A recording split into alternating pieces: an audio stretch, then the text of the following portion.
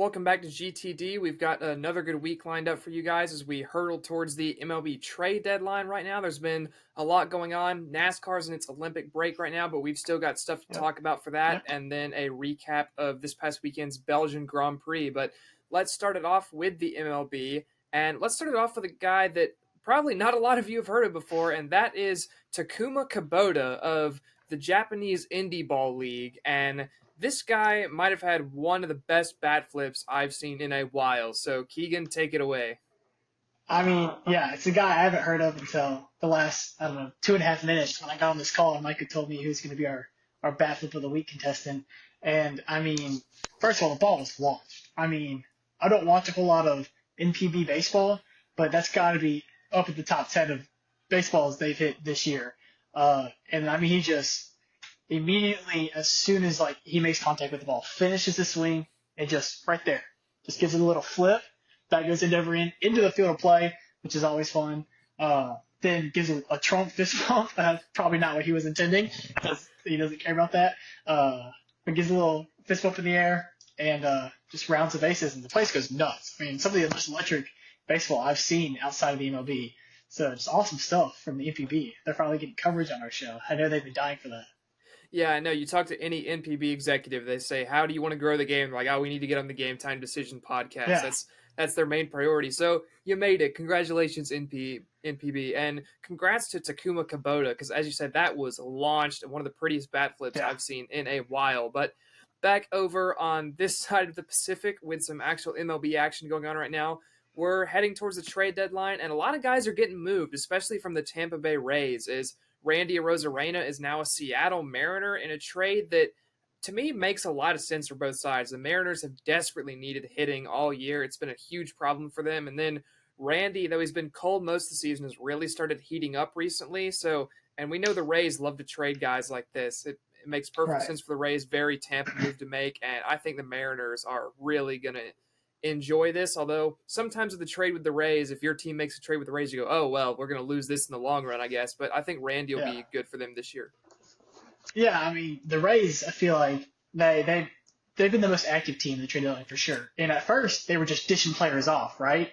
But I think today they've kind of they grabbed some pieces, so it's just interesting. But I think one of the most weirder trades from the Rays is the Paredes and Morel trade. A third baseman Yeah. for a third baseman, plus two bullpen arms. One of them's never made a major league appearance, and the other has a little stint in the major leagues.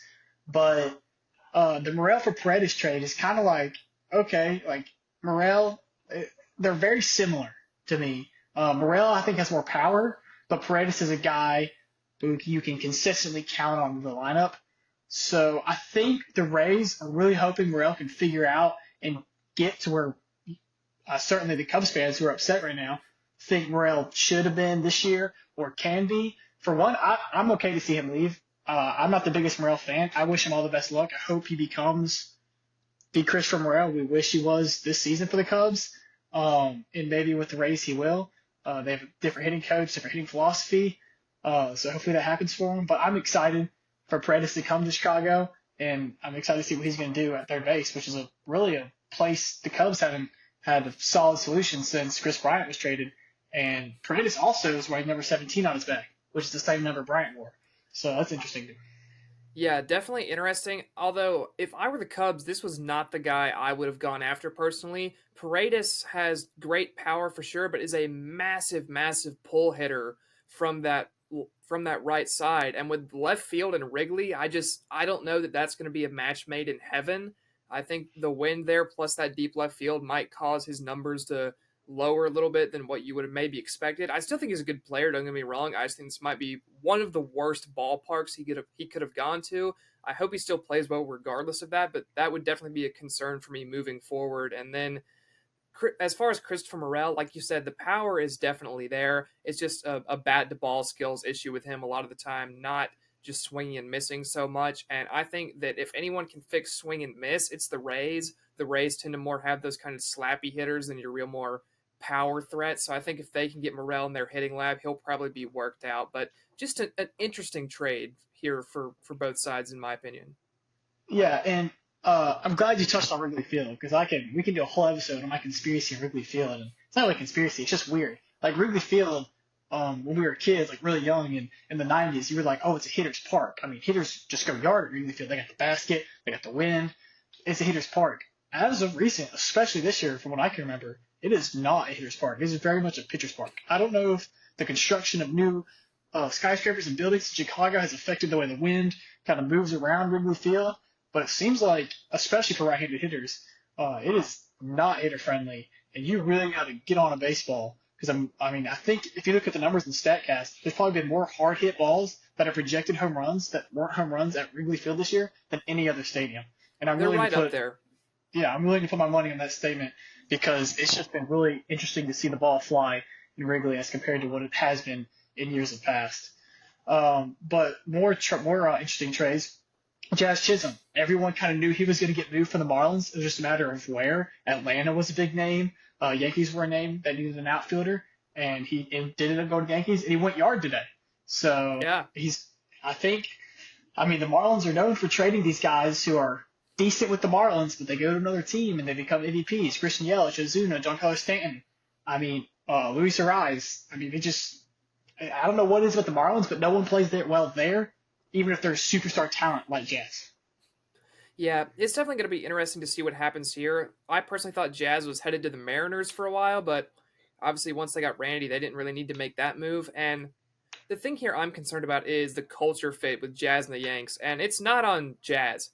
I do not want to say that Jazz is a bad culture player. That's not what I'm saying at all. It's more so, are Yankee fans going to be accepting of Jazz Chisholm's personality? And I start to worry about that. If Jazz has a couple bad weeks, I feel like the Yankee fans are going to be at his throat even more than any other player, just because of his he loves the game and he'll go out and he'll kind of be that kind of flamboyant guy out there, really having fun with it. And I don't really think that's a lot of Yankee fans' style. I don't know how well it's going to mesh with New York. I hope it meshes well because Jazz is a great player. He's a really fun player to watch. And I think if Yankee fans are knocking him for that, then they really need to get their heads screwed on the right way. But I think he'll work out here well. Like you said, already has gone yard. And he just feels like kind of the injection of life that this Yankees team needs right now. They've kind of been scuffling a little bit since Garrett Cole came back. And this feels like really like a shot in the arm they might need. Yeah, well, I mean, the Yankees fans will love him. If he comes up and he's lights out, he's on fire for this season, he's going to be the Yankees fans' favorite player. But like you said, it's the minute he quits playing to the best of his ability and he gets in a slump, even for 3 days, I do think they're going to be at his throat. So that'll be interesting to see how it unfolds. But we had a 3-team trade today, which I think are always interesting trades. Some of my favorite trades. But this one was just kind of weird. Like, you didn't have a superstar get moved. You didn't have really like high-end prospects get moved. You just had okay prospects and okay players. So I'm not really sure like what these GMs are doing. I guess they're just bored and wanted to get in on the news. So like, hey, let's trade players. And they're like, okay. I mean, the Cardinals needed a pitcher. They got a pitcher. But it's Eric Fedde. Right. Is that the move that's going to take them to the NLCS? No. So not really sure what their mindset was, especially like Tommy Edman hadn't even really played this year. So I think the Dodgers just remembered the Dodgers are remembering the wild card series when Tommy Edman went off in Dodger Stadium, like, oh, we need that guy. I don't know if you saw the graphic the MLB released, but it was they had the Dodgers and then Tommy Edman. It's like Dodgers receive Tommy Edman, and it had a picture of him there. It was like Cardinals receive Eric Fedde, had a picture of him there. It said White Sox receive prospects, and just had a baseball on a field. So it looked like the White Sox received a baseball in this trade. In this 3-team trade, which would track pretty much, but yeah, the White Sox are just giving everyone away. It makes sense, but that graphic was just funny to me because usually with 3-team trades, you have a lot going on. Like remember the Braves A's Brewers trade that involved William Contreras. That was a huge one, and Sean Murphy. But I just think that graphic was really funny. And the White Sox get a baseball, but Tommy Edman, now that he's healthy, I think he can really be a valuable player. Honestly, for the Dodgers, he has kind of a different hitting style to a lot of the players on that team. I would say it's closest to Freddie Freeman, even though he's not that level of player. I would say that's who his game most resembles, in my opinion, at least from the plate. But there's so much power in that Dodgers lineup and not a lot of guys that can just get on base for you, and that's really more Tommy Edman's strong suit. So you never know. Maybe they slide him kind of in the lower end of the order, maybe an 8-9, like a second leadoff guy for them. I think that could work really well. Agree. And then as far as Eric Fede goes, I mean, the Cardinals are just racking up washed pitchers like infinity stones at this point, and they seem to play okay somehow. So I guess Eric Fede will just have like a sub-3 ERA the rest of the year, but I I don't quite get it from the Cardinals' perspective. I think this is yet another trade that the Dodgers have won, as unfortunate that is to say, but it's going to be interesting to see how it plays out for sure. To me, as far as the Cardinals side goes, this feels like a trade to shut the Cardinals fans up. The front office got a pitcher, a pitcher who's been decent this year. They got a pitcher just so they could tell the fan base, hey, we got a pitcher, shut up, right? Yeah, And that's like, just we what it did feels like to something. me. Yeah, which has kind of just been the Cardinals' MO the last 4 or 5 years. They just make a move or like two just to say they did, so the fans can't go after them. But I mean, it's St. Louis. They're a historic franchise, one of the top 5 franchises of baseball, a perennial winner in baseball, who's kind of been slumping the last 3 years. So their fan base is going to be, especially if they don't make a playoff push this year. And I think there's a good chance they make the playoffs. But if they don't get out of the wild card series after getting a starting pitcher, I think their fans are going to have it with Marmol and the whole managerial. Yeah, I don't think Marmol's long for this job at all. I think he's done pretty soon for sure. But Yeah. some more interesting news here that's less necessarily on the trade side and more just player performance. How about Bobby Witt Jr. recently? This guy cannot stop tearing the cover off the baseball, still playing an amazing shortstop for the Royals. And this AL shortstop debate, I think, is going to rage on for 10 plus years with him and Gunnar Henderson and who's better and who I you'd hope rather so. have on I your hope so. team.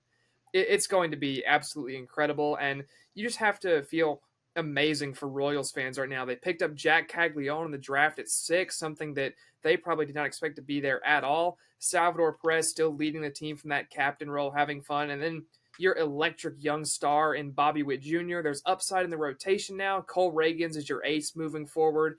Brady Singer has even been solid this year, which is not something I expected to say. Seth Lugo has been out of this world in a starter role. So it's really all looking up for the Royals right now, and that is led by Bobby Witt Jr., who has been incredible recently and has 100%. dragged the Royals back into playoff position as they currently hold the last wild card spot. Yeah, I mean, it feels really like we're getting close to a 2015 Royals team. Not this year, maybe not next year, but in 2 years, if they can find a catcher or a leader to come in, which, I mean, I guess by that time, Bobby Witt Jr. will be your leader, almost a veteran at that point, because who knows how long Perez is going to stick around, but it feels like we're getting a team very similar. Wait, we're not talking about F1 right now. What? You said we don't know how long Perez is going to stick around. Yeah, Salvador Perez. Okay, we're going to cut that. That was a bad joke attempt. I was like, wait, did I miss his name? No, just cut that in the edit. They're definitely not cutting that. We're keeping this. But yeah, so I don't know how long Salvador Perez is going to stick around, but we're getting very close to that young team that they had in 2014 and 15, where they went on those postseason runs and won a World Series. And it feels eerily similar to me. But I mean, like we said, it all comes down to Bobby Witt Jr., who in his last 15 games batted .467 with a .767 slugging percentage, not OPS, Yeah. slugging percentage, which It's is absurd. ridiculous. He's at a .972 OPS for the season with his .341 batting average, and I mean, he's almost at 100. He's at 71 RBIs. He's gonna get well over 100 this year. I mean, he's the cornerstone of that franchise for the next, until he retires, pretty much. And it's great to see him kind of take that form with what we saw. And like you said, with him and Gunnar Henderson, it's going to be really fun to watch. I'm just glad they're not in the National League, to be honest. Yeah, definitely. And speaking of fun to watch, and we will talk about National League here for a second, one guy I did want to talk about was Hunter Green, who has been just incredible in July so far. Through 4 July starts, he has an ERA of .33, and the Reds are 2-2 in those starts. Well, I mean, But Hunter Green's been incredible. The strikeout pitch is on. Now that he has more than just that fastball slider, the splitter is really developed. He can even throw a curveball sometimes now, and he has really turned into a bona fide ace for this team. The season ERA is under 3, and it feels like ever since he got that all-star nod, he's been pitching like an all-star, a guy that deserves to be there. And it's been great to see as the rest of the team falls apart around him that he can keep pitching well. And the Reds well, acquired Ty France today, which That's the Yeah. front office's move is like, oh, we're going to save the team. We're going to trade for a guy the Mariners DFA'd because he couldn't hit well enough. The worst hitting Yeah. team in baseball. Anyway, but Hunter Green has been incredible. I just wanted to recognize him for a little bit because he's probably going to win July Pitcher of the Month, and deservedly so. He's been outstanding. Well, I mean, sometimes that's all you need. Sometimes, like, the All-Star nomination is a huge confidence booster for these players, and especially pitcher. Pitching is one of the most mental things in sports. I mean, you're alone. It's a team sport, but you are alone when you're on that mound, and it can feel very lonely sometimes. So, a huge confidence boost, like making the All-Star, one of the greatest things you can do in the sport of baseball at the highest level. I mean, who knows what that does for his mental state, and that's probably all he needed. And we're seeing, what he can do when he's feeling himself. So it's fun to watch players like that get that confidence boost and go like Jazz Chisholm. I mean, goes to the Yankees. I think he's going to have a very hot next 3 weeks because he's been on down on himself. He was in the minors last year a lot with the Marlins, but now he's getting traded to the Yankees, a team that's has World Series hopes and expectations. So I think that's kind of going to boost, especially a player like Jazz, who's very emotional and just plays with his heart on the field.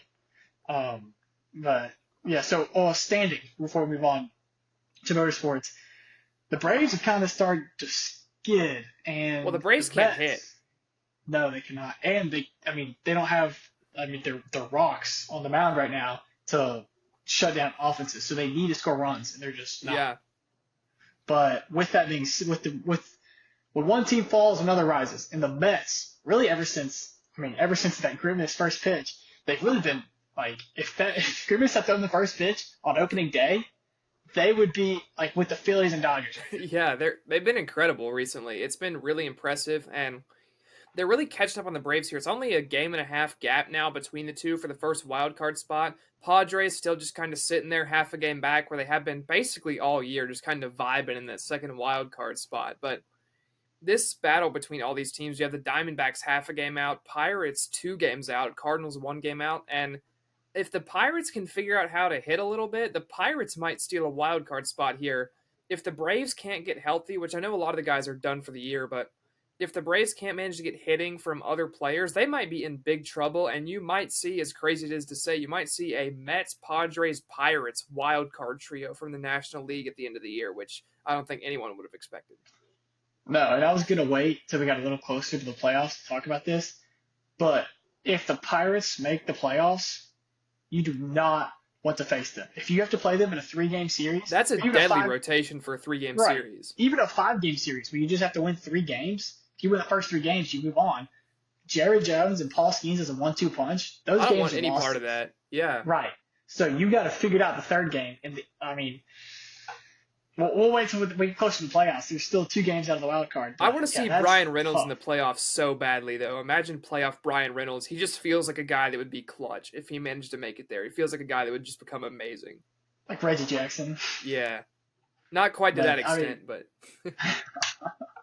No, I feel like Paul Skeens would be a Mariano Rivera. I know I'm probably just living up to the hype right now, but Paul Skeens in the postseason would just be fun to watch. But the American League's kind of stayed the same. The Astros are now leading the West. I don't know if we touched on that last episode or not, but they're still leading the West. Orioles are still holding on in the East, and the Guardians are still, they have their hold pretty much on the Central at this point. But the Twins and Royals, 2 other Central teams, are in the playoffs. The other one being the Yankees right now, and the Red Sox, a game back, a team that's been better the second half of the year, I'd say. The Mariners, a team that are getting worse and just traded. They got some players. They dumped some players. I feel like the Mariners are just very slightly better than they were before the trade deadline. You know what I'm saying? They're in trouble. They're though. not. Right. I think so too. But especially the way the Central's playing. The Central's going to get 2 spots in the wild card probably. So they're going to have to really fight for the division, I believe. Yeah, and one thing I feel like is not being talked about enough, in this big battle for the AL East with the Orioles and Yankees seemingly trading blows all year back and forth, the Red Sox are honestly not out of that division race, as crazy as it is to say.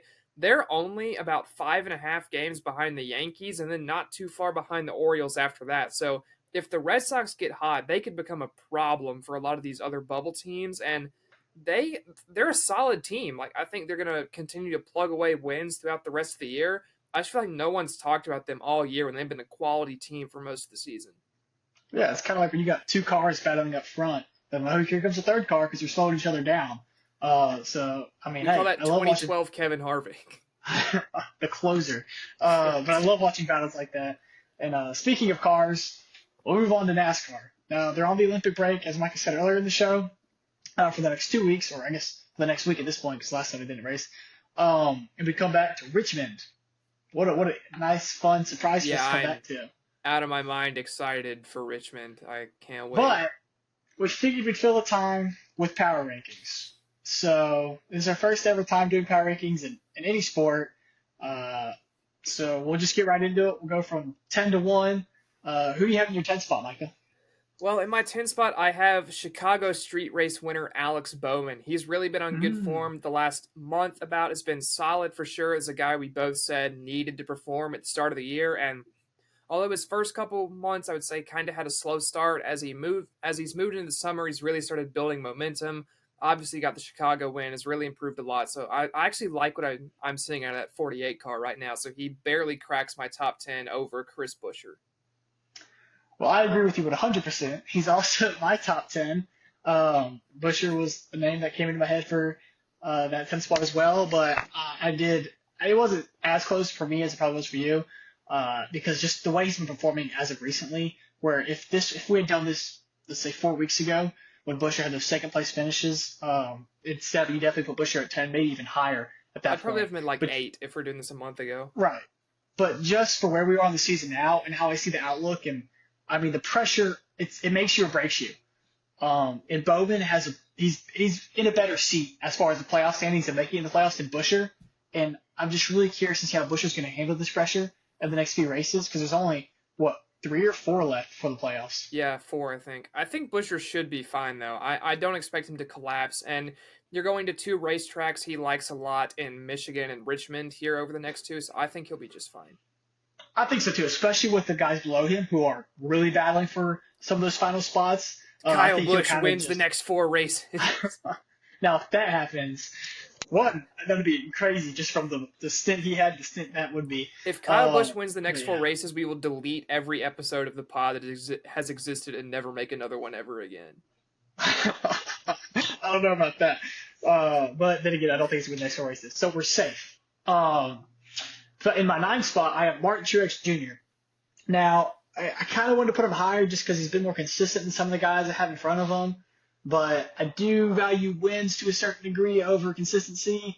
So with that, he's in my 9th spot. He's been consistently good all year. Still looking for that win. It's retirement year. I think he's going to get it. I don't know when it'll come. We're also going to Richmond, a track he likes, so it may happen there. I hope he gets a win in his retirement year, but he's in the 9th spot for me. Yeah, I have William Byron in my 9th spot, and if you would have said this after the first month of the season, you'd have been looking at me like I was crazy, but Yeah. he's really fallen off hard this summer. I know we've talked about whether that's them just moving resources to the other cars within Hendrick or what's going on, but at some point Byron has to deliver, and it feels like he really has not been other than just a couple races over the course of the summer and since really May. So he's down here in my number 9 spot. And then at 8, I have Truex for a lot of the same reasons you said. I think he's just deadly consistent. He's kind of on that Ryan Blaney a couple years ago thing where it's deadly consistent all the time. So Right. he is in my number 8 spot. In my number 8 spot, I have Brad Keselowski, a guy who I'd like to put higher, but the guy I have higher I'll get into in a second. Is just for wins, just comparing the win numbers. Because Keselowski's super consistent, and he's had runs where he's been top 5 for weeks at a time in a row, which you love to see from that car. He's got the win this year. It was huge for that team. He's locked in the playoffs, obviously. I think he's going to do well in the playoffs, especially with the runs he's been having. And he's a guy that does that. He gets top 2 finishes 3 weeks in a row, and then he'll run top 10, top 15, then he does well. And with the playoff format, that's really all you need. You get one good, 3-race stint. If you win 2 of those races, you're pretty much locked in for 2 rounds if you hit it early. Yeah. So super consistent, like you said. But I have William Byron a spot ahead of him just because wins. Keselowski's been more consistent this year, but Byron does have the 3 wins compared to the 1. I think Byron's going to figure it out, especially when he gets to the playoffs and it's crunch time. I do think Byron will rise in that car. I mean, we know what he can do at some of the tracks in the playoffs after watching last year. So looking forward, I think Byron's going to have a better season. But I do think Keselowski and Byron both get at least one more win. But right now, with the 3 wins, Byron's my 7. Yeah, that's definitely fair. I have Kozlowski in my 7. I think that he's honestly outperformed these RFK cars a lot of races this year. You look at where he's finishing versus Buescher, and he's a lot further up the field, having excellent form this season. Obviously, the Darlington win was huge for him, and it just feels like he's there every week, even when the entirety of Ford was not there a couple months ago. It was basically just Kozlowski and a lot of races flying the banner for Ford. He's been incredible this season. It's age really is not caught up to him yet. It looks like he is still driving at what is, if not his peak form, it's pretty dang close. So he's been very Right. solid this season. Then in my number 6 spot, I have Denny Hamlin. This feels like kind of just a mid Denny Hamlin season. He obviously has Yeah. the few wins, which have been good, but it's kind of to a lesser extent than William Byron, but it feels like he's kind of lagged into the summer, kind of relaxed into the summer, and is just going through it right now. Obviously, had the good finish at Pocono, finishing second, but that's really his favorite track, I would say, as far as his success there. But it's classic average Denny Hamlin so far this year. Not necessarily the highest form we've seen from him, but definitely still very solid. So he's in my 6. In my 6, I have a car that Hamlin owns, Tyler Reddick. Reddick, he's got the win at Talladega. He's really been on fire the last 2 weeks. He doesn't have a win, but he's been as consistent as Chase Elliott in the last month, which is speaking a lot for the year Chase Elliott's had this year. So Reddick's really just been right there. I mean, I feel like every race I've watched, they interview the winner. He does donuts, and they go, all right, and now to Tyler Reddick. And he stands Yeah. over there. We lost again today. I'm going to go home and cry about it. Yeah. But yeah, the press Reddick is in my 6th spot just because he's been consistent, but I still want to see the wins, and he hasn't been consistent all year. He's just been consistent of the last month, but I do think more wins are going to come for Reddick. And in my 5, I have Hamlin, a guy you just mentioned, for all the same reasons. It looked like at the beginning of the year, I know we say this every year, but at the beginning of the year, it looked like he was going to have one of his best seasons. And now here we are, and he's kind of plateaued. He hasn't won in a minute. He's only ranked top 2 a few times. I mean, it really. I mean, the only word I can think of is plateau. The beginning of the year was great. He was up and up and up and up, and crashed, which is kind of what he does every year. Sometimes it waits to the playoffs. Sometimes it waits to the last cutoff race before the championship race where he plateaus. Yeah. But he seems to plateau every year, and I guess he blew his load early this year. So in my 4th spot, oh, go ahead. No, you're good. You're good. In my 4th spot, I have Christopher Bell. He's kind of like Byron. He's more consistent than Byron, but there'll just be a race where he's just running 30th, or he wrecks himself, or the car is just not there. But then when he's on and that car's on, he's like Kyle Larson. I mean, he's almost unbeatable, but he doesn't have the wins per se, so he's in my 4th spot. But a really, really tough 4 this year. It's not like we have a guy sticking out this year, so I mean, it's really close this year. Yeah, in my 5, I have Chase Elliott, probably the most consistent driver this season. He's just this low for me because I don't think he's shown the raw pace that my top 4 have at any particular race, which is something we've talked about a lot. You're just waiting for that out-and-out best car at the track speed to come from the 9, which it really hasn't yet. I think, honestly, Chase is dragging this car up a bit further than it might actually be. I feel like you're seeing a car that's probably back into the top 10 on speed most weeks, and he's dragging it up to a lot of top 5 finishes. He's been driving incredible this season. I think this might honestly be the best form of his career that we're seeing from him right now. Been very impressed by Chase Elliott. It's just the lack of that top end speed that has him at 5 for me. Then at number 4, I also have Christopher Bell in my 4 slot. And the reason he's this high, despite a lot of DNFs and stuff, is because not a lot of those DNFs are his fault. It's mechanical stuff. It's the car going wrong. It's not Christopher Bell. And when Christopher Bell is on, I would say on raw pace, he is the second fastest driver in the series right now behind Kyle Larson. He has been absolutely incredible. It's really just team issues, JGR issues. I think he could have as many as 6 wins this season if the car didn't explode every other week, it felt like. He has just been flying so far this year. Yeah, we both said the same things about Bell. I mean, he's just been fun to watch, and I think his career is really going to take off next year. And we're going to have one of those years we saw where that Larson had a few years back when he got to Hendrick, or Byron had last year, where he's going to be the standout guy, especially with Hamlin maybe on the back end of his career. Truex retiring, that's not a perennial driver. They have to worry about getting that car perfect every week. So you kind of put some of that R&D into Bell maybe. He's your next big guy. Or they maybe do the dumb thing and put it all into Ty Gibbs. Probably what they'll do. But yeah, Blaney, I'm really, really excited. And you can pencil this down now. He's going to have the most wins in the Cup Series next year. But in my 3 spot, I have Ryan Blaney. I mean, same season he's had last year. He was okay at the beginning of the year, kind of actually a little worse than okay at the beginning of the year. He was the only Ford, though, that was in like the top 5 in points for a little bit for a long time. And now he just seems to be getting wins under his belt, winning, running top 5, running top 5, running top 5. And he's getting into form at the right time, like last year, right before we get into the playoffs. So, I mean, when Blaney's hot, he's real hot and he's fun to watch. Yeah, I feel like this, I don't know if this will make sense or not, but I feel like Ryan Blaney, the last maybe 4 or 5 years, just every year is 2013 Matt Kenseth, if that makes any sense. Yeah, no, yeah. Where he's really fast, he's always there, just kind of does it under the radar somehow, though, where he's there every week. He has been very fun to watch this year. Obviously had the 80,000 family and friends or whatever it was at Iowa. Not that many, but it's been very fun from Blaney this year. The standout Penske driver by far. Logano's been off. Cindric's been not great. And you can tell that Penske is not necessarily where they expect to be, but Blaney is just doing what he wants to the car regardless.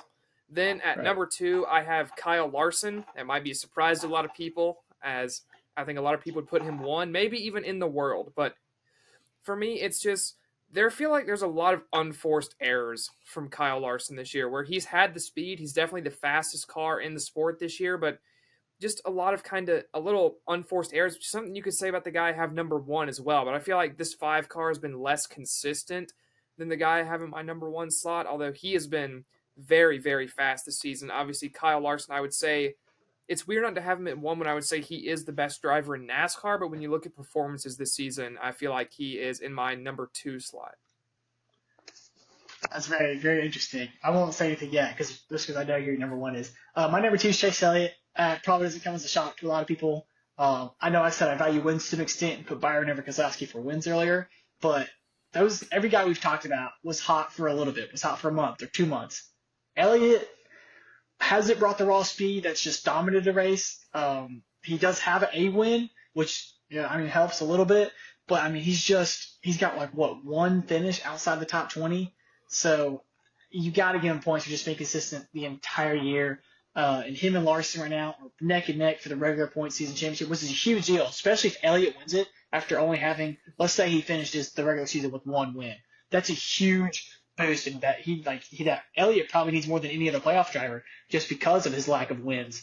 And to get those playoff points would be huge for that 9 team and probably take a little pressure off their shoulders, because in the playoffs you really have to win unless you finish top 3 every race. But especially the round of 8, I mean, a win is more important than anything. So if you get pressure off that 9 car and he's more relaxed behind that wheel, you're going to see a dangerous 9 car, which is not what people want to see. If he starts winning after this consistency he's had, he's a real threat to win another championship. But in my 1 spot, I do have Kyle Larson. Obviously, I really don't have to say anything about that. I mean, it's Kyle Larson. Y'all know what's going on. But I'm more interested in your 1 pick, so you can get yelled at in the comments. Yeah, so I would like to preface this by saying these are power rankings. Power rankings are not about the entire season. And with that said, my number 1 is Tyler Reddick, and this is why. Tyler Reddick has not finished outside of the top 6 since Iowa. He's not finished outside of the top 6, and only 2 of those are 6th place finishes. The rest of them are inside the top 5. Then you go back and look before that. In Iowa, he did not have a good car, was not up there that race. Then the 2 races before that was in the back end of the top 10, both of those races as well. We talk about Elliott's deadly consistency. If it weren't for wrecks at Atlanta and a horrible car at Iowa for both 2311 cars and some rough incidents in the first half of the month, or in the first couple months of the season, Tyler Reddick would be far and away your regular season points leader right now. And I know we can say if all day, but if we're talking about power rankings and who is the best right now, I don't see how that's not Tyler Reddick. You talked about it earlier when you were talking about him. Every week it's this guy's won, and okay, let's talk to Tyler Reddick who finished second. Really, the only thing that's lacking is that win in the last couple months, and I think that's going to come because you look at the speed this car has had every week. It's right up there. Reddick has been driving incredibly well. Does have the couple mistakes. Obviously, at Chicago, boinked off the wall when he could have easily won that race. But I think if we're talking power rankings, who's the best right now? A guy that hasn't finished outside of the top six in almost or in basically 2 months. I think that has to be the guy that's the number one. Well, yeah, right now he's third in the regular season point standings. He's only 15 behind Larson. Chase is 10 behind Larson, and Elliott's 5 behind Chase and 15 behind Larson. But my problem with the Tyler Reddick team is I don't trust the 2311 team. I feel like he's going to be in running for a win. Oh, I don't trust the pit crew at all. But this is this is a driver power rankings, not a pit crew power rankings. If we're doing that, the Reddick team is so far down. I do the whole team. All right, it's a team sport. So I mean, Ty Reddick, I don't think it's pit crew and like the whole team. And sometimes 2311 just misses at tracks, and I just you don't see those kind of mistakes from Hendrick and Joe Gibbs. Sometimes I mean Penske, you see it a little bit this year, but 2311 they have a greater chance just to swing and miss at a race that's than fair. Larson and Elliott. So that's why he's further down for me. But I mean, if you put Reddick in the 48 car or the 24 car or the 12 car or the 11 car, I mean, there's no telling what his limits are. So not a knock against Tyler Reddick, but a knock against 2311 right there. Yeah, and this is probably where part of my judgment comes in is my kind of F1 side of judging drivers versus their teammates. But I look at Larson has Elliott and Byron, and those three have all kind of been close together for a lot of the year. I know Byron's fallen off recently, but those guys have been close. You look at Blaney, he's been far and away better. That's why he's so high up for me. But Reddick versus Wallace, Reddick is fighting for the top of the point standings, and Wallace is right on that cut line right now. So if you're demolishing your teammate like that in basically the same equipment, that just speaks to your caliber as a driver, in my opinion.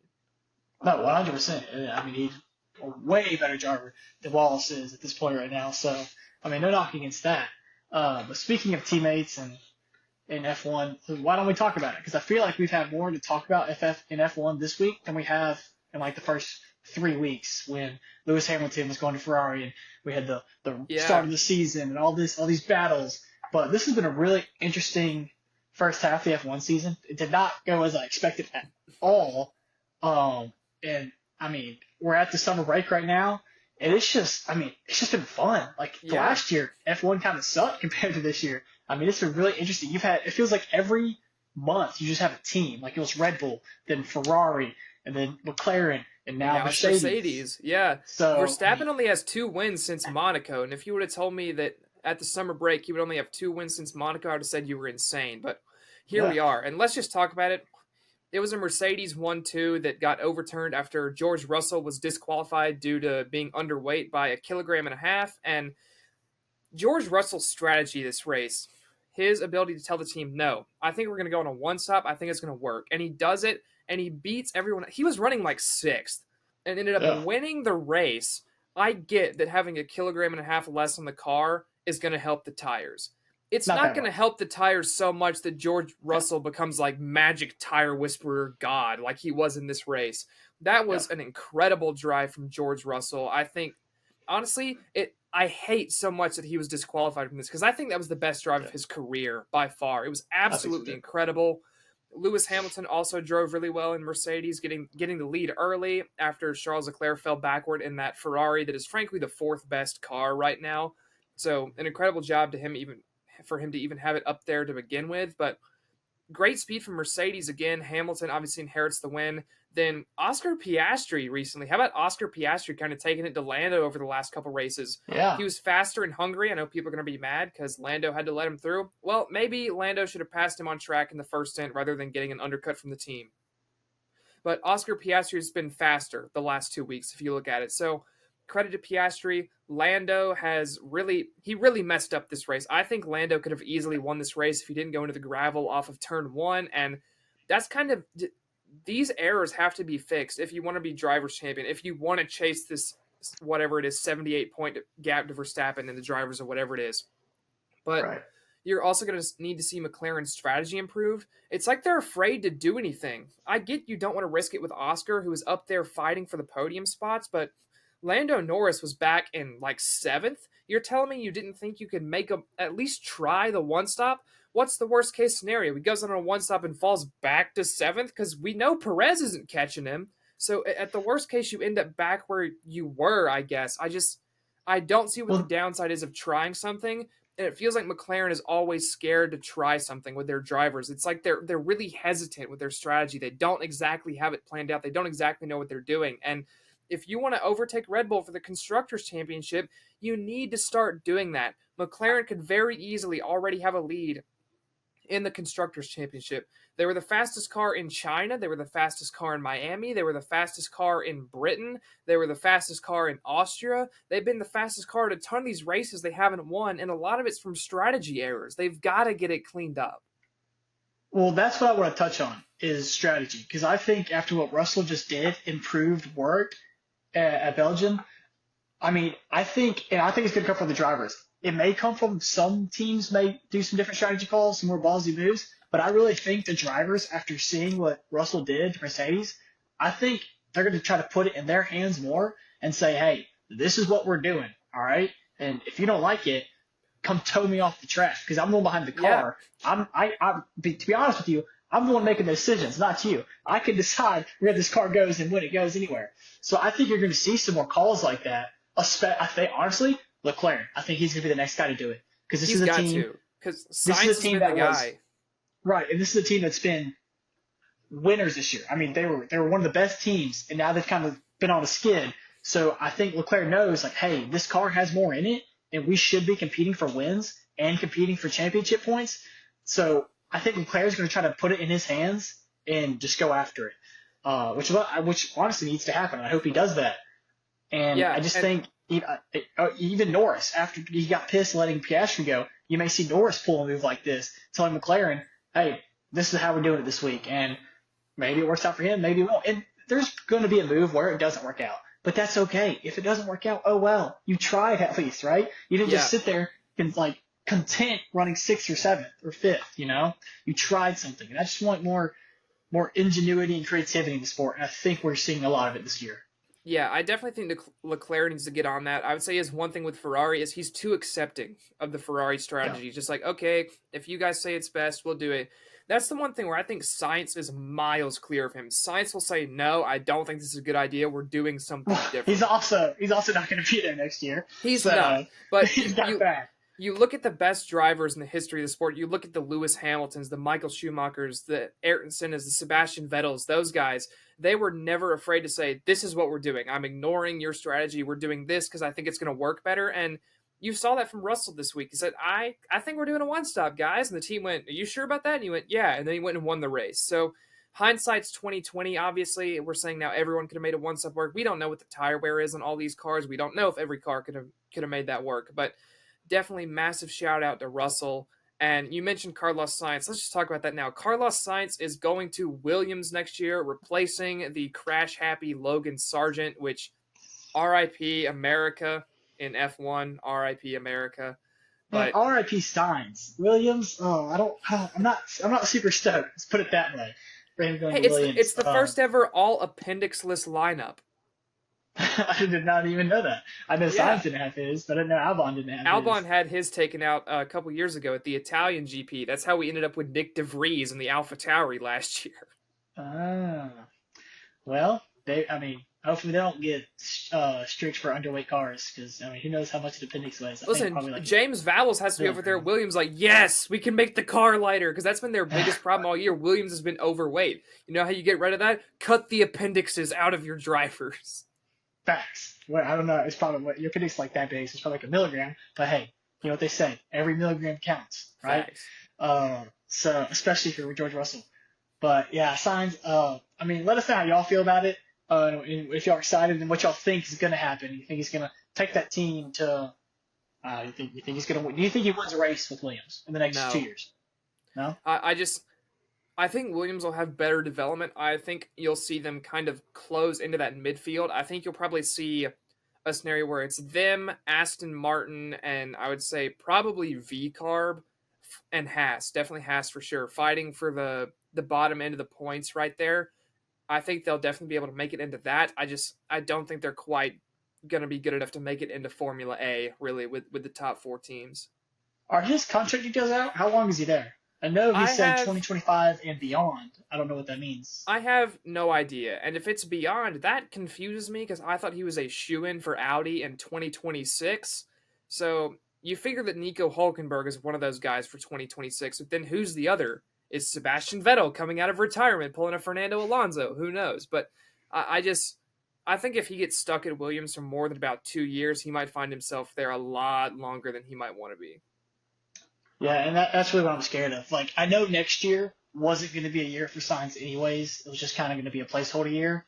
But now I'm kind of worried. Like, if he was going to kick, I'd be like, all right, cool. I'm cool with that. If he can go stuck next year, and then we'll see what Audi's got. Audi probably won't be good the first year, but Audi will probably develop because they're a racing manufacturer. Like, they're huge in rally racing, huge in street racing. I mean, they know how to win.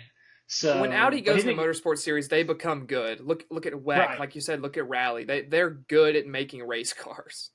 Right, but he didn't go to kick. He went to Williams. So I threw a lot of people off, including myself. But who knows? We'll see. I'm really just interested to see how long he's going to be there.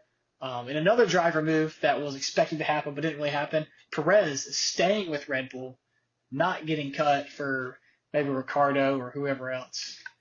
Listen, what does Sergio Perez have on Christian Horner outside of what has already become public knowledge earlier this year? Because you look at they sacked off Gasly halfway through the year for fun when he was performing better than Perez is right now. They got rid of Alex Albon for Perez when Albon was doing at least okay. And then Perez the last 2 years, or really last year and a half, has been just nowhere. And they're like, yeah, you can stay. They're going to lose the Constructors' Championship because of him. I'm calling it right now. They're going to lose the Constructors' Championship to McLaren because they don't have a second car in the running. This race should have been the last straw. He started on the front row and went nowhere. Ended up 8th. Last car of the top 4 teams. Finished behind Sainz, who was on a poverty strategy. So how are you this slow? Ran into the gravel. Yeah. I don't know how you're this slow. Granted, the Red Bull is not the fastest car anymore by any means, but I know you're not Max Verstappen, but at least drive competently. And he gave an interview where he said, I've not forgotten how to drive. You might have, buddy, because you are slow as the day is long right now. And what does Red Bull gain from leaving him here? You could easily bring in Daniel Ricciardo, and even if you don't want to swap Perez to V-Carb, there's apparently a contract clause that says you could just go goodbye and say peace out with him. So why not get Ricciardo in the Red Bull with Verstappen? And then you have a logical comparison of the V-Carb between Yuki Tsunoda and Liam Lawson. Who do you want to be in Red Bull next when Ricciardo leaves, when he retires? So I don't get this at all. I think he's going to cost Red Bull not only constructors points, but millions of dollars. Because you think about the payout for these constructors championship positions, those are big. And with the cost cap now, that's going to be even more important. And then with Adrian Newey leaving, you're not going to have that aerodynamic advantage you always do. You need better drivers in the team. And I don't get how you can keep just trotting Perez out here, qualifying 27th in a 20-car field somehow, and just not doing anything. Just do something. Do something. Well, yeah, I'm not sure. I mean, I was shocked. The F1 world seemed shocked. But to cheer you up before we move on, I'm honestly shocked you didn't bring this up earlier, but you actually got 2 of the podiums correct. I mean, you got Hamilton. You put Hamilton as the winner and Leclerc in the 3 spot, which you would have gotten none correct, but Russell getting DQ. Yes. Thank you, some Team LH member, for sawing off 1.5 kilograms of George Russell's car after the race. That's all I can say. But Ferrari on the podium, Leclerc on the podium. I've been so caught up with Perez disaster class that I was forgetting to mention that. But how about Leclerc's run of form recently? Ever since the car figured itself out and he didn't get lapped every race, was great at Hungary, brought home a 4th place there, brought home a podium here. He's on form again. He's on form again. It's good to see. Like we said earlier, as soon as he grows a pair of nuts and tells Ferrari to shove it, maybe he'll win. So, but, well, with that being said, That's all I have for y'all this week. Um, we have the F1's on summer break, NASCAR's on break. We have another. We're gonna look at our playoff predictions that we made before the season next week for Oh NASCAR and no. see how those have aged. Especially with some of the drivers that have had off years this Eric year. Jones, please win Darlington too. Well, Darlington's in the playoffs, so Oh, it's not the or last race before? no, it is. You're right. Okay. I keep forgetting that. I'm on. I keep they changed like barely like a little bit on last year's Yeah. schedule, but it's Darlington is the race to get in this year. I Which need I him to miss. I win. wish it was Daytona still because the hype around Daytona being like a cutoff race was really Yeah. fun for me. Because it's a wild card race, but I know the fans didn't like that because it's a super speedway. Anybody can win. You don't need to see the playoffs. It's like well, that's the fun of it. It's like roulette. It's like gambling. You guys act like Everyone you don't loves want to to see gamble. Todd Gilliland make the playoffs. Which, by the way, He if we had will. done this, He will. if Not we this had year, done but this he power will. rankings, if we had done this power rankings 2 weeks ago, Todd Gilliland would have been dangerously close to my top 10. That's all I'm saying. But Oh, that'd be with, funny. yeah, with that, I think that is it for this week. So thank you guys for Yep. tuning in, and we will see you next time.